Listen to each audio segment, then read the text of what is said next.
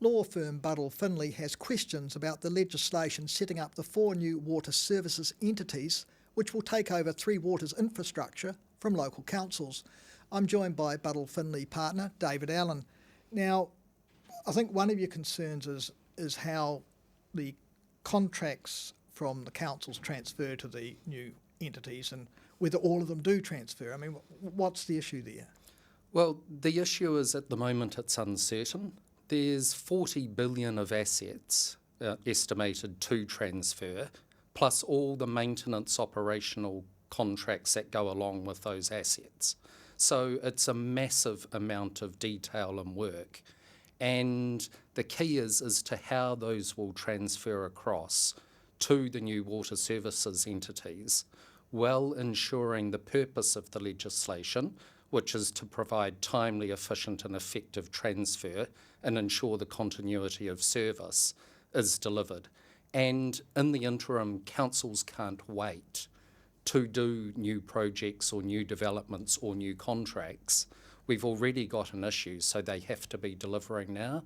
So the key is the uncertainty at present and the potential controls over councils in the interim, and making sure that what's done sets up the new entities to be best placed to deliver from day one. So what, is there a danger though that councils might be left with some residual sort of responsibility for some part of the water system then? Or? Well, at the moment it's unclear. There's no criteria in the bill and we're awaiting a second bill. There is the ability, though, for the Chief Executive of the new entities not to include within the allocation plan various contracts or various assets.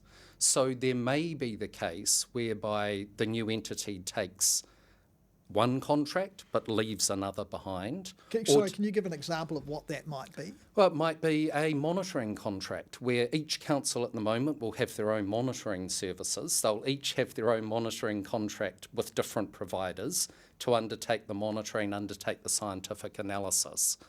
The new entity might want to combine that at a bigger level. Do they take the 15, 20 plus, depending on the size of the entity, separate contracts, or do they pick one and maybe maximise it and leave the other councils hamstrung? Now, I doubt that will eventuate, but at the moment there is this uncertainty for councils. I mean, is that a matter the legislation can clear up, or is that just going to have to be a matter that's sorted out through negotiation once the entities are actually up and running? An element of both there. The statute needs to set out some criteria so it's clear to councils what they're operating with, and it's clear to the new chief execs and establishment entities what they need to consider when they're assessing contracts, etc., to take them on. So there's an element of a bit of both, and it's really important, though, that the statute gives clarity and then the processes work within the parameters of the statute. And equally, I think you're worried about the oversight powers of the Department of Internal Affairs as this sort of transition goes through. I mean, what specifically are the concerns there? Well, the concerns there is that everyone knows that there are issues at present, and there's a lot of work to be done with Three Waters. There's a lot of wastewater consenting and reconsenting that needs to occur. The transitional period's through to 1 July 2024.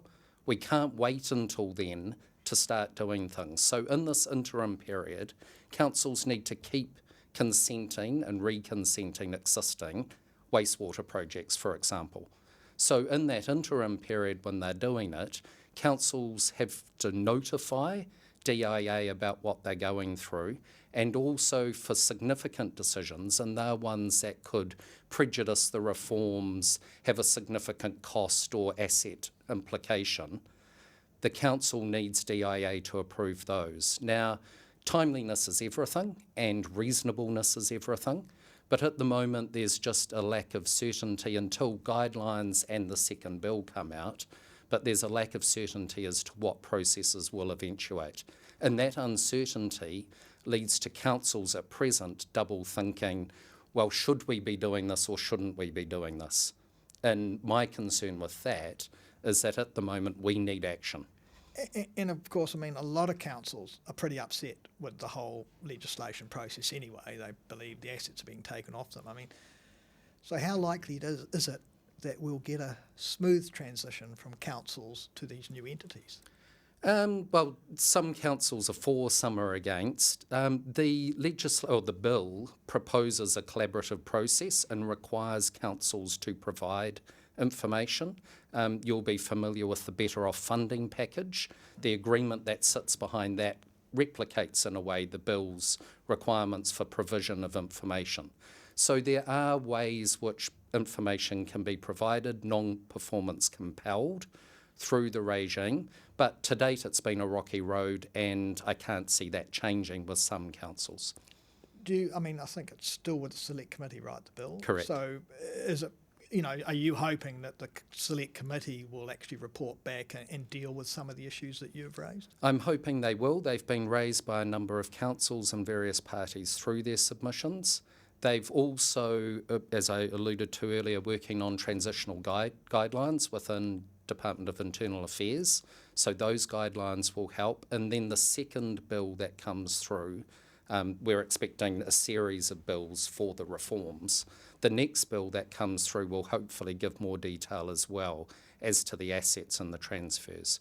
But the critical factor is providing as much certainty as to process and to criteria for consideration as we can now, so councils can get on and deliver in this transitional interim period. David Allen, thank you for your time.